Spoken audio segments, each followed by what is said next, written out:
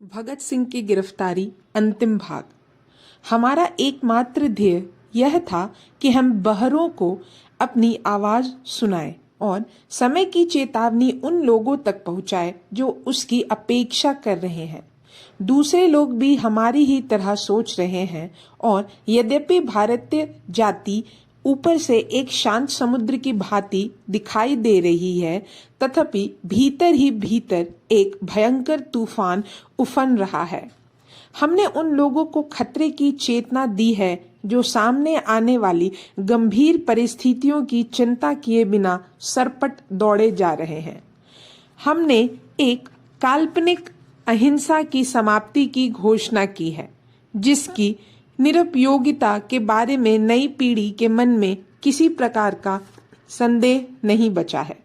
हमने ईमानदारी पूर्ण सद्भावना तथा मानव जाति के प्रति अपने प्रेम के कारण उन भयंकर खतरों के विरुद्ध चेतावनी देने के लिए यह मार्ग चुना है, जिनका पूर्वाभास हमें भी देश के करोड़ों लोगों की भांति स्पष्ट रूप से हुआ है। हमने पिछले पैरों में काल्पनिक अहिंसा शब्द का प्रयोग किया है। हम इसकी व्याख्या करना चाहते हैं। हमारी दृष्टि से बल प्रयोग उस समय अन्यायपूर्ण होता है जब वह आक्रामक रीति से किया जाए और यह हमारी दृष्टि में हिंसा है, परंतु जब शक्ति का उपयोग किसी विहित समाज सम्मत उद्देश्य की पूर्ति के लिए किया जाए तो वह नैतिक दृष्टि से सही हो जाता है। बल प्रयोग का पूर्ण बहिष्कार कोरी काल्पनिक भांति है। इस देश में एक नया आंदोलन उठ खड़ा हुआ है, जिसकी पूर्व सूचना हम दे चुके हैं। यह आंदोलन गुरु गोविंद सिंह और शिवाजी कमाल पाशा और रजा खान, वॉशिंगटन और गैरी बाल्डी तथा लफायते और लेनिन के कार्यों से प्रेरणा ग्रहण करता है। हमें ऐसा लगा कि विदेशी सरकार और भारत के सार्वजनिक नेताओं ने इस आंदोलन की ओर से आंखें मूंद ली है तथा उनके कानों में इसकी आवाज नहीं पड़ रही है। अतः हमें यह कर्तव्य प्रतीत हुआ कि हम ऐसे स्थान पर चेतावनी दें जहां हमारी आवाज अनसुनी ना रह सके।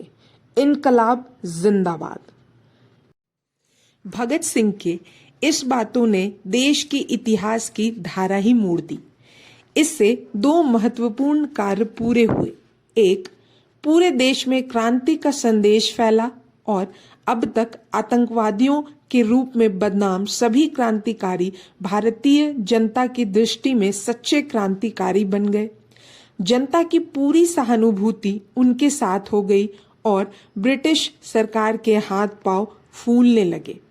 दूसरा, कांग्रेस के भीतर आत्ममंथन की प्रक्रिया शुरू हुई, जिसके परिणाम स्वरूप कांग्रेस ने इस घटना के ठीक 2.5 वर्ष बाद अपने कराची अधिवेशन में मानवाधिकारों का प्रस्ताव पास किया तथा सामंती शोषण विरोधी व समाजवादी रुझान इतनी तेजी से उभरा कि सन 1935 तक पहुंचते पहुंचते कांग्रेस को अपने ही समाजवादी ग्रुप की स्थापना करनी पड़ी।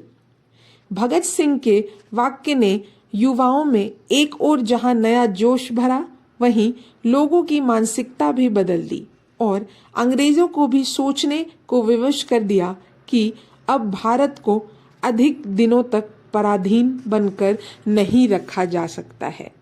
यही खत्म होता है भगत सिंह की गिरफ्तारी का आखिरी भाग। अब हम अगले भाग में सुनेंगे गांधी जी के आमरण अनशन के पथ पर। तब तक के लिए बने रहे हमारे साथ और धन्यवाद।